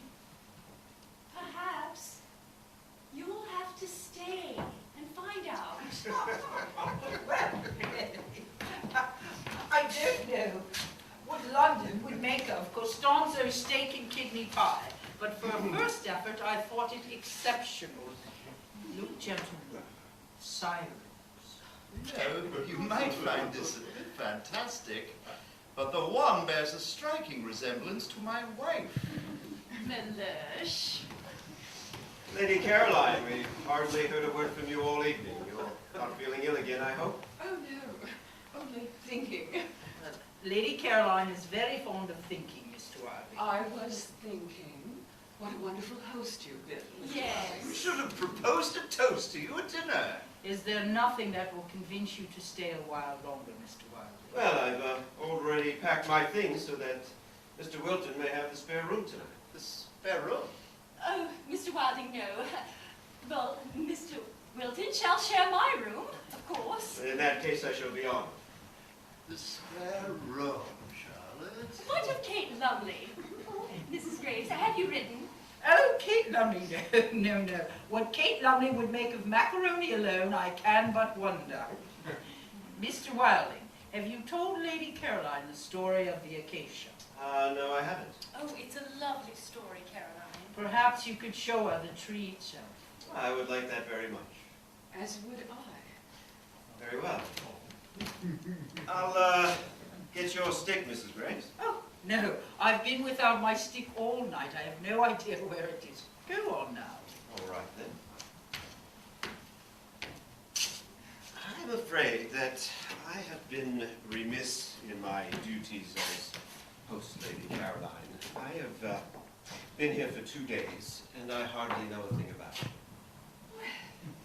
You must not read the newspapers, Mr. Wilding. No, I don't. Well, you should. You never know what you'll find. There. That's better. Mrs. Graves, perhaps you would read to us from the works of some of your great friends. Oh, I don't feel like hearing from my great friends tonight. Somehow they always say the same thing, don't they? But surely their wisdom And beauty? Yes, yes, they're wise and beautiful, and it would be a great folly to ever forget them. But they have one disadvantage. They're dead. And we all must share the luxury of promise. Mr. Wilton, could I charm you to the piano once more before I retire? nothing would please me more. Thank you. Or be waiting. Ah, Costanzo. Signora, a wonderful pie. Oh, grazie, Costanzo. A full moon. La luna piena. All'Italia. Alita.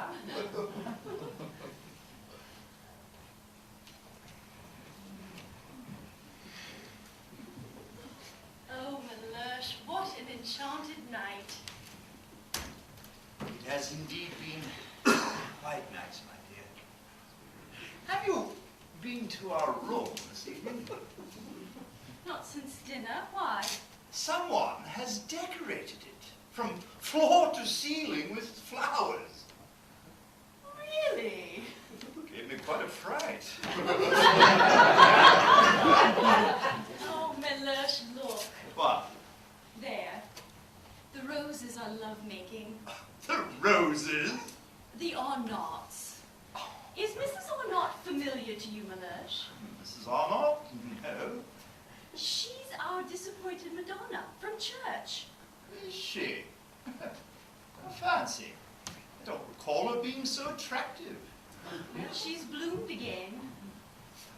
And there go the Carolines. Oh, really, Charlotte? Very well, Mellersh, the Wildings, then. And I'll wait wager we'll find Mrs. Graves's stick planted somewhere in the garden. Planted? I'm sorry, Mellersh, but I see it. Oh. Case closed, Mellersh.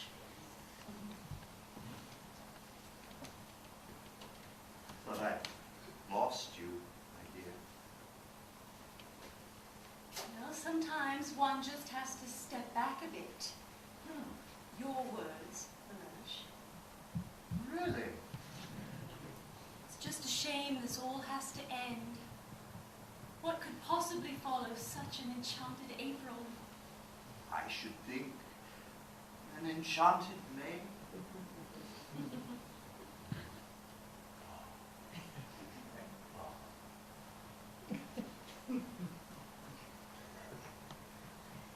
I should go in and see to Mrs. Grave.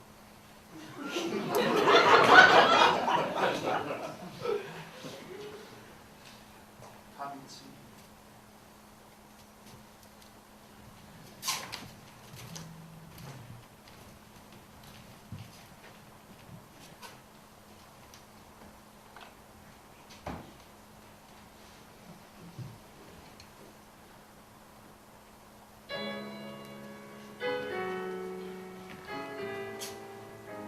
Those who appreciate wisteria and sunshine. Not long after that evening, the wisteria at San Salvatore gave way, and though a loss, the castle now dressed itself in triumphant white. There were white stalks and white pinks, white Banksia roses, syringa and jessamine, and above all, the crowning glory of Mr. Wilding's acacia. A season had passed, and would pass again. And what I see now is that, enchantment aside, what had really been handed down that month is a lesson in gardening. The wisteria would return the following April.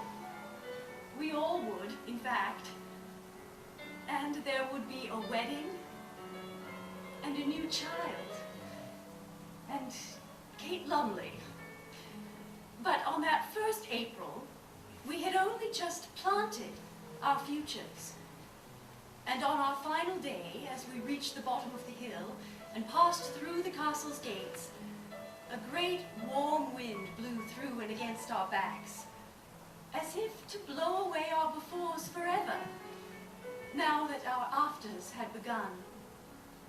And with the wind came all the scents of San Salvatore, the gardens and the sea, cinnamon and macaroni, and dancing among them, white blossoms breaking free